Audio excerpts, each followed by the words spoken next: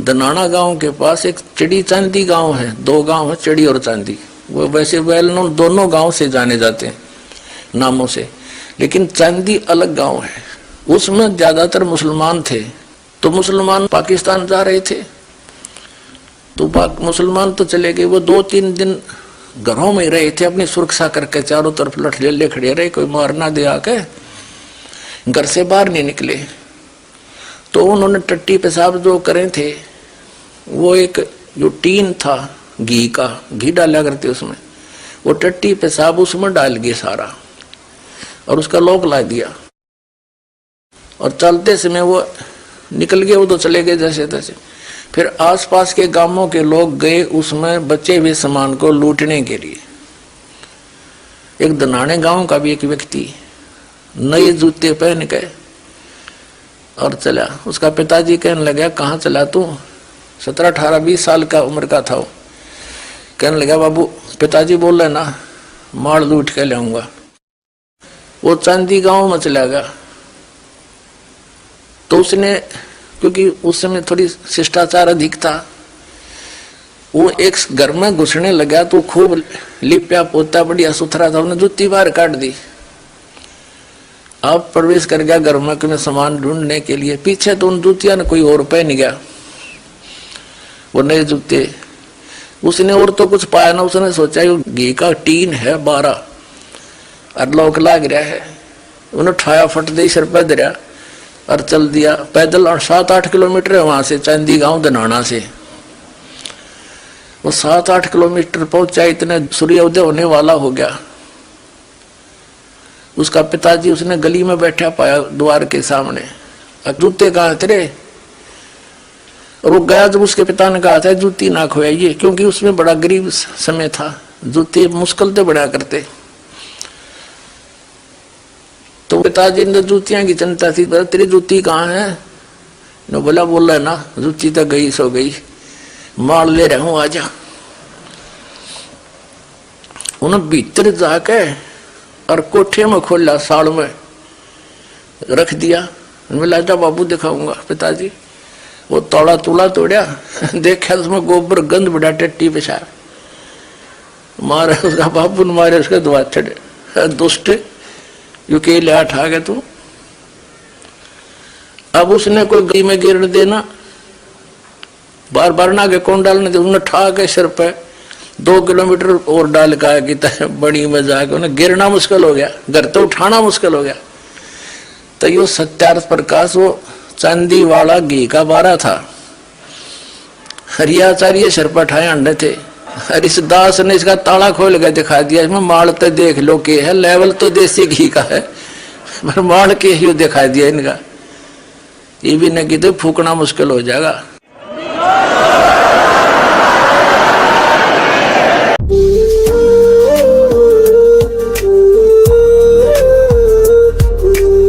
बोलो सतगुरुदेव की जय हो। परमात्मा कहते, तुमने उस दरगाह का मैल नहीं देखा, धर्मराज के तिल तिल का लेखा, एक एक पाई का हिसाब आपने चुकाना पड़ता है। और इस जैसे भी अभी आपको बताया कि पहले इस अज्ञानता में आपने कितनी गलती कर दी और कितने अपराध बन गए। कसाई तक का भी उदाहरण दे रखा है कि सदना नाम का कसाई था, और वो भी अपने जॉब को छोड़ना नहीं चाहता था। कदे भूखा मर जाऊं मैं और क्या करूंगा, भगवान संतों का ज्ञान सुना, पर संत से मिला सदना और प्रभावित हुआ, सारी बातों को स्वीकार किया, लेकिन रोजी रोटी फिर अड़ गई आगे। संत परमात्मा स्वयं आते हैं साधु रूप बना के, अपनी प्यारी आत्माओं को सतमार्ग बताते हैं। कबीर परमेश्वर आते हैं, साधु रूप में बैठे थे।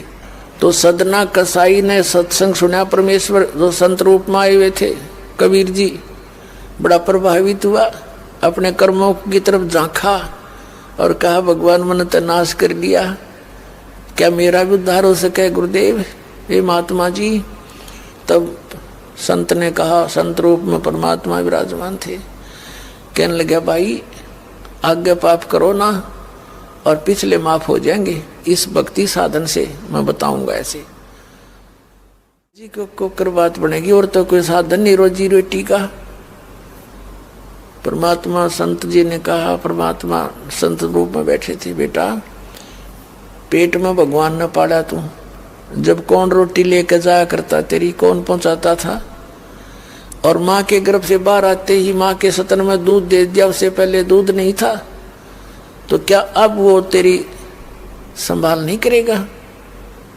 लेकिन ये तो एक हमने औपचारिकता सी बातें लगती हैं, क्योंकि हम दूसरे रंग में रंगे हुए। कहने लगा जी मेरा तो काम ना चले, बालक भूखे मर जाएंगे, मेरा तो और कोई काम नहीं, मैं तो नौकर हूं एक कसाई का, और मन्नत यू काम करना पड़ेगा। तो परमात्मा ने सोची भाई ये तो सारे बांध रखे काल ने। कहा, परमात्मा ने कहा बेटा इसने छोड़ दे तू। तो सदना कसाई कहने लगा, महाराज ये कुकर छोड़ो भूखे मर जाएंगे, बालक कर नाम लेना चाहे उठे नहीं, मेरा उद्धार कर दो गुरुदेव, उद्धार कर दो, मैं तो कति नरक में गया। परमात्मा बोले भाई नो दोनों बात क्यों करोगी मेरे? फिर परमेश्वर ने सोचा चल भाई चाह कसूती है इसकी, तो बहुत जबरदस्त इच्छा भगवान में। तो मालिक ने कहा ठीक है बेटा तू नो करिए, एक अपना लिमिट बना ले कि इससे ज्यादा नहीं बकरे काटेगा, जितनी तू ज्यादा से ज्यादा बना ले, पर रही है वचन पे। अब सदना बोला जी ठीक है। उसने सोचा रोज के 5-4 काटने पड़े हैं, हम बेईमान से। कहने लगा अब जी 100 तो ज्यादा नहीं काटूंगा डेली। परमात्मा बोले अच्छा भाई जाते ठीक है बेटा, देख रही है वचन पे, अकजी पक्का हूं मैं वचन का। चला गया। अब क्या हुआ कि उस शहर में राजा की लड़की का ब्याह हो गया, बारात आ गई, और उसमें बकरे दारू चल रहे। मुसलमान बादशाह था, मतलब मांस तो आम खाते ही हैं, दारू शराब तो नहीं होगी खैर। अब उसके सदना के मालिक ने आदेश दिया कि सदना बड़ा ऑर्डर आएगा जैसे, और भाई ला दिए बकरे ला कर रख दिए 20। अब 20 काट दिए सदना ने, फिर डिमांड आएगी 20 की। और कहने का भाव ये है कि 100 के 100 बकरे कट गए। और सदना ने सोचा हे भगवान कति पूरी बात बनी, हे भगवान आपने प्रण भी आपने रखा, मेरी तो प्रतिज्ञा भी आपने रखी, मांझ दो के हथियार दर दिए, अकरेगी इज्जत आजत कति नाश हो गया था। इतने में परमात्मा ने क्या, एक बहुत बड़े व्यापारी का रूप बना के पहुंच गया सदना के मालिक के पास और कहा भाई मैंने ऐसे ऐसे कांटेक्ट करना, एग्रीमेंट करना तेरे से, रोज के 20, 30, 50 बकरे चाहिएंगे और मैं ऐसे आगे सप्लाई किया करता हूं। तो बड़ा खुश हो गया वो सदना का मालिक कसाई, कहने लगा भाई ठीक है। और वो बोला जी बाकी एग्रीमेंट कराएंगे सवेरे, तो मैं थक रहा हूँ, भूख लग रही है कि मैं खाना खिलाओ और बढ़िया बढ़िया स्वस्थ बकरे का मांस बनवाना। अब कसाई ने आदर किया नौकर के, सदना इधर आ। अब वो सदन कसाई आ गया, खां जी कि एक बकरा काट फटाफट। और बड़ा व्यापारी आया है, बड़ा एग्रीमेंट हो गया है, वो होगा बड़ी बढ़िया अच्छा। और भोजन तैयार करा, भेज रसोई में। अब सदना के तात पैर फूल गए, क्या वाह बात बिगड़ गई भाई, तो ना बनी बात, आज तो प्रतिज्ञा भंग होगी। अब उसने सोचा कि जब बकरा ना काटूंगा तो यो मालिक नौकरी तो निकाल लेगा, और जब बकरा काट दिया तो वचन भंग हो गया, मेरी तो बात बिगड़ गई दोनों तरफ से। तो उसने सोचा एक आदमी का भोजन बनेगा, तो उसने क्या सोचा कि बकरे के नड़े नड़े काट दूं अंडकोश, अब मेरा पर्ण भी रह जाएगा और भोजन भी बन जाएगा एक आदमी का। हथियार उठाया और बकरे के वो नड़े काटने चाहे, बकरा बुलवा दिया परमात्मा ने बोला सदना और देख भाई मर्यादा ना तोड़े, ना जाने कितनी बार तो तू बकरा बन लिया और मैं बना कसाई। और देखियो मैंने तेरे गल काटे हैं, तेरे को ऐसे नहीं काटा जैसे तू काटने जा रहा है। अब सारी रात तड़प कर मरूंगा मैं, तन्ने भी फिर मैं ऐसे ही काटूंगा तेरे को, ये देख लेना।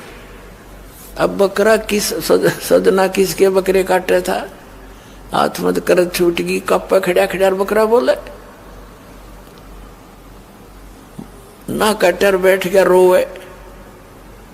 मालिक ने बाट देखी, रसोई में आवाज लगाई, रसोई से संदेशा गया जी अभी तक आया नहीं, मटेरियल पदार्थ नहीं आया, बनाऊं के ऊपर।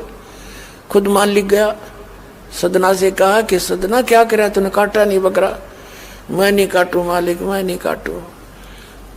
उसने सोचा ये तो दुश्मन है, ये प्रसन्न नहीं है मेरे इस एग्रीमेंट से, ये काहे का नौकर है। अब ला तू नहीं काटे ना, मैं काटू। उठा गुस्से में सदना के दोनों हाथ काट दिए उस कसाई मालिक ने, अरे एक मारी लात करते पार काट दिया। अब जैसे भी ट्रीटमेंट वगैरह करा करो का, महीने 2 महीने रो पीट कर उन्हें सोची क्या करूं भाई। उसने सोचा चल पड़ी यहां से। उस संत ने कहा था मैं वहां जगन्नाथ के मंदिर में रहता हूं, वहां आ जाना। उस जगन्नाथ के मंदिर की तरफ चल पड़ा कि भाई परमात्मा ने जब इतना चमत्कार दिखाया है, बकरा बोलिया, इसे बुंडे काम ना मैं तो कदे भी ना करूं, मरवा से जीवा से भूखे मरे। आदमी की कही तो ना दच्चे पर वह तो सच्ची होगी, सामने तो जुल्म हो गया। यूं तो बहुत बुरा जो है ना एक रूटीन है, यूं नहीं करें भाई कति भी। संत साची के थे वो उस दिन दच्ची उसके, उस गुरुदेव के पास समाधान के लिए चल पड़ा। देख कहाँ तक बिजली गिरती है इस बुंडे कर्मों से, कैसे फिर जो मालिक परम संत की शरणमा जा रक्षा कैसे होती है। अब वो चला जा रहा था, पहले सरपंच नहीं होते थे, नंबरदार होली सोली होता था गांव का, और 5-4 गांव में से एक गांव वाले व्यक्ति नंबरदार को कोई विशेष और पावर दे देता था राजा, जिस वो दंडित भी कर सकता था। रास्ते में जा रहा था, नंबरदार के घर पे रुक गया और कहा जी मैं रात न रुकूंगा, मैंने आगे यात्रा पे जाना है, जगन्नाथ में जा रहा हूं। तो पहले धार्मिक वैसे तो आम व्यक्ति की बहुत इज्जत करता थे, अतिथि की। नंबरदार ने सदना को रोक लिया, रुक जा भाई, भाई रोटी खाइए, अलग से व्यवस्था कर दी, खाना खुना खा ठाठ तरह। अब क्या हुआ कि उस नंबरदार की पत्नी जो थी वो बैड कैरेक्टर थी, उसने सदना के साथ दुर्व्यवहार करने की चेष्टा की। वो रोने लग गया, माई मत महा दुखी व्यक्ति हो, रात काटनी है, काटन दे तो काट लेने दे ना, मैं भी चला जाऊंगा। तो उसने फिर शोर मचा दिया, अपनी बेइज्जती समझ के लोग इकट्ठे हो गए, अक्यों मेरी इज्जत का गाक बने था, पकड़ लिया। और वहीं उस शहर के अंदर, साथ में ही शहर था, वहां ले गए। राजा था, वहां का नवाब था, उसके सामने उसको पेश किया गया, उसको सजा सुना दी कि इसको मीनार में चिन दो, भुगत कर मरे। इसको कितना नंबरदार ने इसको इज्जत से रखा और इसने धोखा किया, उसी के साथ पत्नी के साथ दुर्व्यवहार करने की चेष्टा की। और उसकी पत्नी ने गवाही दे दी, जी मेरे ऐसे ऐसे सतन पकड़ दिए इसने। अब मीनार के अंदर खड़ा करके मीनार चढ़वा दिया, बंद कर दिया। अकाब मर जाएगा, चिल्ला चिल्ला के रो पीट के। तब सदना ने अर्ज करी है, गुरुदेव मैं तो पापी आत्मा था, मुझे तो चाहे इससे बदतर मौत मार दो, लेकिन मुझे ये भगत कहे थे कि मंदिर में जावे ढेड और इसे इसके गुरु होंगे, और ऐसा करता था ऐसा करता था। दाता आपके नाम पर बट्टा लग गया, तो मैं तो नीच था, तो इससे भी बुरी मौत मार देते। दाता इस भक्ति की इज्जत रखियो मेरे मालिक। इतना ही कहा था, वो सारा मीनार फट गया और ईंटें उन सरपंच के सर में लगी, उसकी पत्नी के दोनों सतन कट के वहीं गिर गए, खून चल पड़ा। और जिन्होंने ये संदेश सुनाया था अन्याय का फैसला सुनाया था, उनके सिर में ईंट लगी जा जाके। और देखा इतना आवाज हुई, आसपास सब भागे आए, देखने आए, और सदना के दोनों हाथ पूरे हो गए, कटे हुए नहीं रहे। बोलो सतगुरुदेव।